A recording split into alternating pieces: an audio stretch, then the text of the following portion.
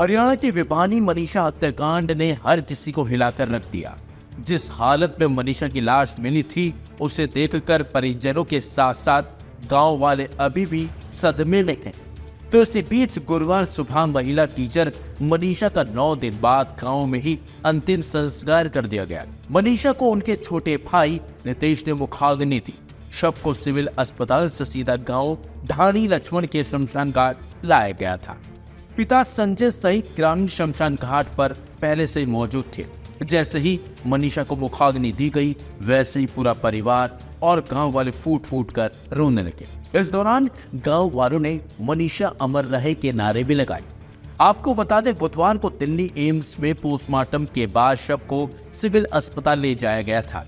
मनीषा के अंतिम संस्कार के लिए परिवार बुधवार को शाम करीब 6 बजे रांची भी हो गया था। दरअसल परिवार ने 2 मांगे सरकार के सामने रखी थी, जिसमें केस की जांच सीबीआई से कराए जाने और दिल्ली एम्स में पोस्टमार्टम करवाना शामिल था। वहीं मनीषा के दादा राम किशन ने धरने में कहा कि हमारी जो मांगे थी वो पूरी सरकार ने कर दी है, हम बेटे का अंतिम संस्कार करना चाहते हैं। इसके बाद गांव वालों ने धरना खत्म किया और फिर मनीषा का गुरुवार को अंतिम संस्कार कर दिया गया।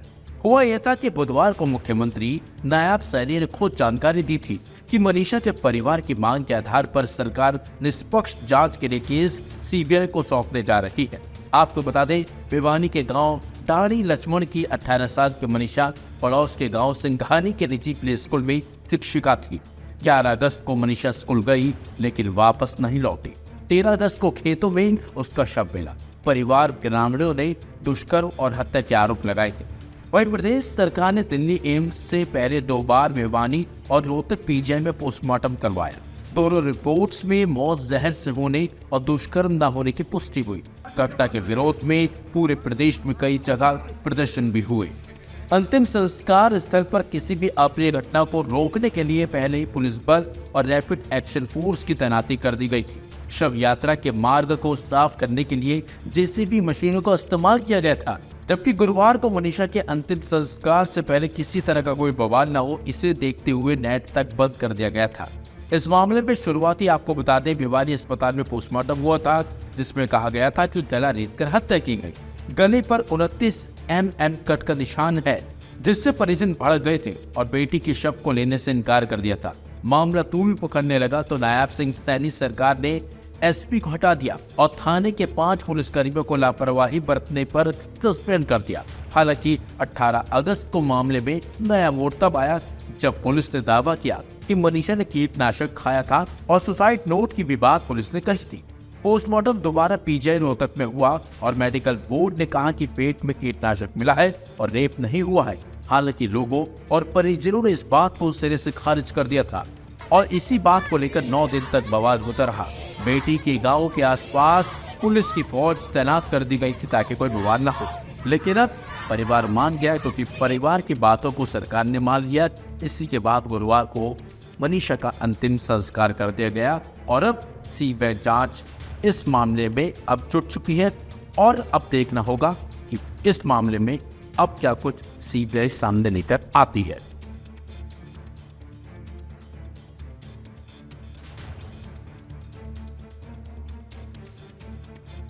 पहली बात तो बहुत ही दुखद घटना है और पूरे देश को, पूरे समाज को इस पे बहुत अफसोस है। ये घटनाएं नहीं होनी चाहिए और सरकार से हम अनुरोध करेंगे कि इस पे सख्ताई बरते। बहुत घटनाएं बढ़ गई हैं, इस पे सख्ताई बरते। समाज को न्याय चाहिए, सरकार की रेपुटेशन का भी सवाल होता है। दूसरा, इसमें ये कहेंगे कि जो डिले हुआ है वो नहीं होना चाहिए था।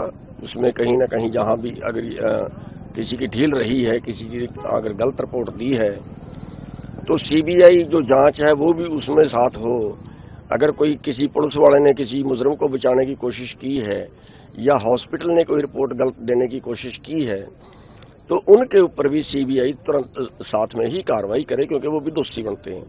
मनीषा की मृत्यु के मामले में इसमें ताज़ा अपडेट तो ये है कि हमने उनको आज अश्रुपूर्ण विदाई दे दी है। उनका अंतिम संस्कार हजारों लोगों की भीड़ में कर दिया गया है, सभी के साझी संवेदनाओं के साथ।